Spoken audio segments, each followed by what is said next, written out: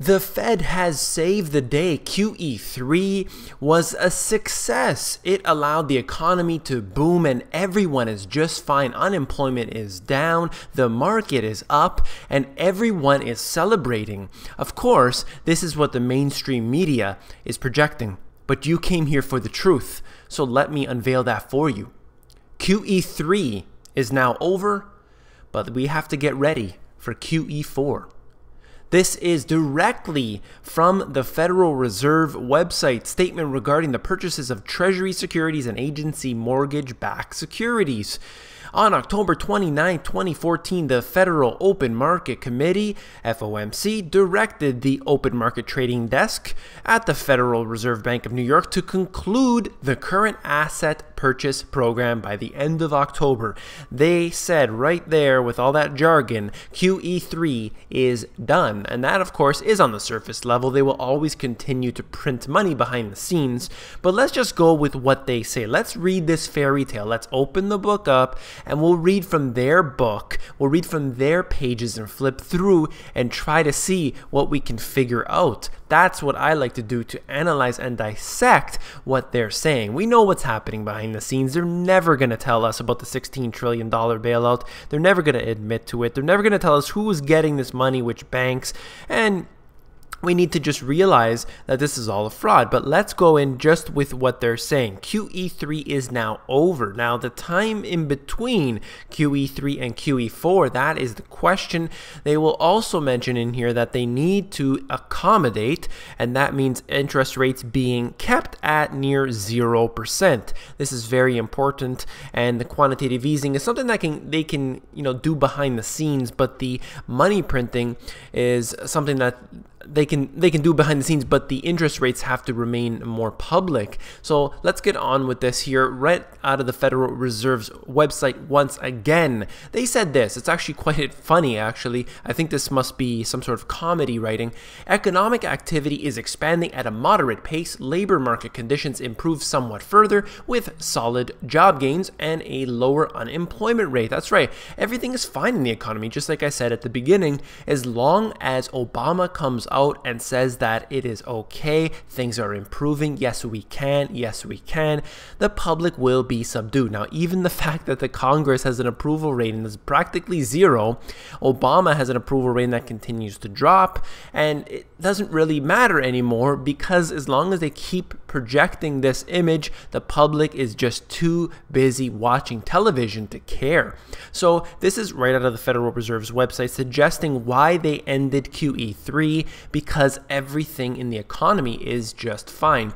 I wrote about it in my book, basically talking about how they needed to, post financial crisis, they needed to start their QE programs. QE1 and QE2 were actually let me read this. The brief summary is as follows. Starting in 2009, they bought $1.7 trillion in bonds from the US government. Now, that's prior to QE3 starting. Remember, I wrote the book before QE3 predicted it in there. They did this in order to boost the economy and the lagging employment statistics. You'll find out where you get the bonds from. Is pretty funny, actually, how they get this money to buy these bonds up. When they said at the beginning of this, I mentioned they're buying the asset-backed securities. Asset-backed securities are essentially just a whole bunch of garbage wrapped up in a nice little present with a bow on top, and they suggest that this somehow, by printing money out of thin air and then using it to purchase those asset-backed securities, is somehow going to stimulate the economy. I've never been able to figure this out. I've read several books, and many of them have not got into this topic of how you can buy garbage and somehow turn that into gold. It doesn't make any sense as far as I'm aware.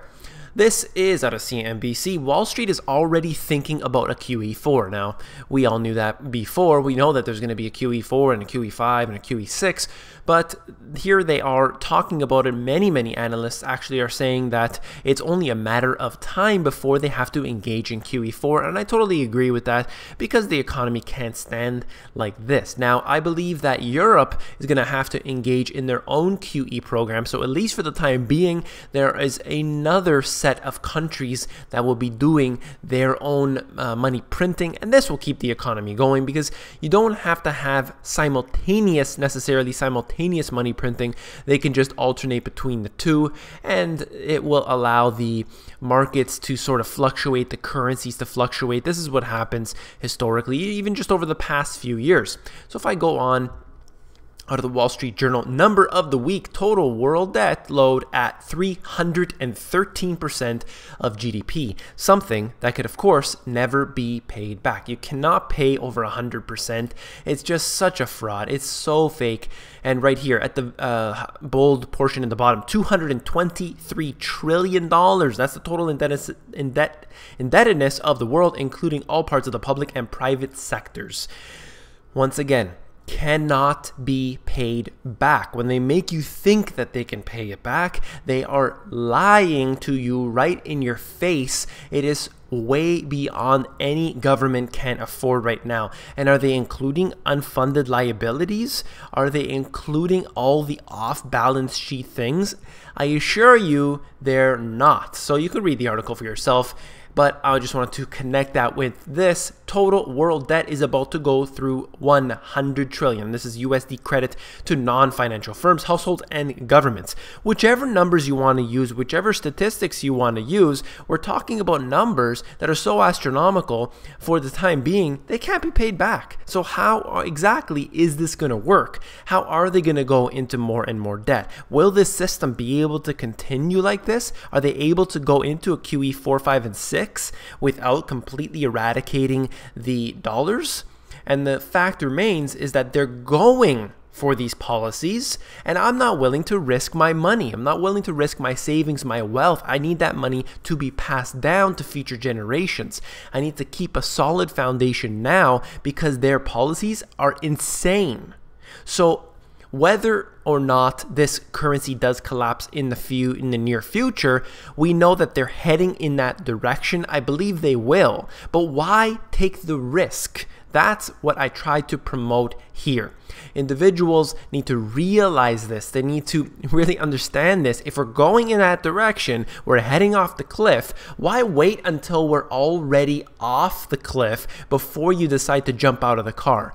Jump out now while you still have a chance. That means putting your money into real assets, real things, and getting out of this banking system. It's already burning down. The house is burning down. Why do you need to wait for the fire trucks to come and rescue you? Just run out the front door while you still have a chance. This is Lacey Hunt, and he's quoting the Austrian economist saying, debt is an increase in the current spending in lieu of a decline of future spending. And what I have to say about this is a lot of the Keynesian economics, actually, what these economists, what they say is that, look, we're going to spend money now. This is Nouriel Roubini. I read his book, and he basically says, look, we have a big problem. There's way too much debt, and we know the solution. It's to print money now and then fix everything later.